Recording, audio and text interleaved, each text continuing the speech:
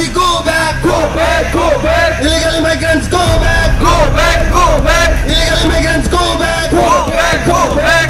Father हानि फाइने हमने भारत सरकार ताकि मार होने भाई के जवाब चली नहीं जवाब कदर चली नहीं जवाब कदर चलेगा हुआग्रा long live हुआग्रा long live हुआग्रा long live illegal immigrants go back illegal immigrants go back illegal immigrants go back we want justice we want justice অসংখ্য ধন্যবাদ।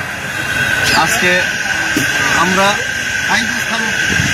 আগরতলা থেকে দিল্লি পর্যন্ত যে পেদল যাত্রা, এই পেদল যাত্রার অভিযানের অন্তিম দিন আজকে যন্তর মন্তরে আমাদের যে প্রদর্শনী, সেই প্রদর্শনীর মাধ্যমে আজকে সমাপ্তি ঘটবে এবং খুব শীঘ্রই আমাদের মহারাজা এবং আমাদের বিভিন্ন যারা এখানে পার্টির ব্যারিয়ার, পার্টির বাধা সেটাকে অতিক্রম করে যারা বিধায়করা আমার সাথে যে বিধায়ক মন্ত্রীরা এখানে যোগদান দেওয়ার উদ্দেশ্যে এসেছেন, ওনারা আসবেন।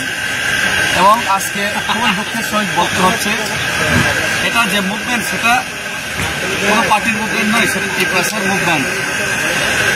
কিন্তু আজকে আমরা দেখতে পেলাম আমাদের আজকে এখানে এলইডি স্ক্রিন ব্যবহার করতে দেয়নি। ত্রিপুরাজ্যের মধ্যে ত্রিপ্রাসাদের যে বঞ্চনার, সেটার যে এলইডি স্ক্রিন সেটা আজকে আমরা লাগিয়ে এখানে দেখানোর চেষ্টা করেছিলেন। কিন্তু এলইডি স্ক্রিনের প্রথমে পারমিশন ছিল, কিন্তু আমি মনে করি রাজ্য সরকারের আন্দোলন কিলোমিতে আজকে এখানে এলইডি স্ক্রিন ব্যবহার করতে দেয়নি। শুধু তাই নয়, আমাদের পেদল যাত্রা শেষ দিনে আমরা পেদল পায়ে হেঁটে এখানে যন্তর মন্তরে আসার জন্য সেটাও বাধা দেওয়া হয় প্রশাসনিকভাবে।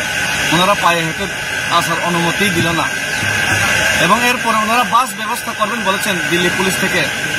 সেই বাসটা ব্যবস্থা করার কথা ছিল, কিন্তু হঠাৎ করে ওনারা বাসও দিতে পারবেন না, পায়েও হেঁটে যেতে পারবেন না।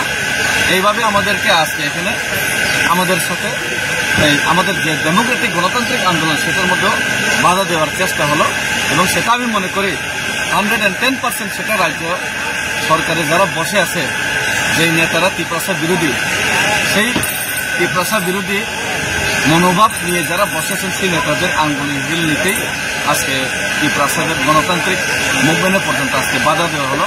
সেটা আমি ধিক্কার জানাই, সেটা আমি দুঃখ প্রকাশ করি এবং রাজ্য সরকারের এহেন এই যে নেতাগণের এহেন যে ওনাদের যে কাণ্ডকীর্তি, সেটা ত্রিপুরা রাজ্যবাসী এবং ত্রিপুরা সরকার কোনো সময় মেনে নিবে না।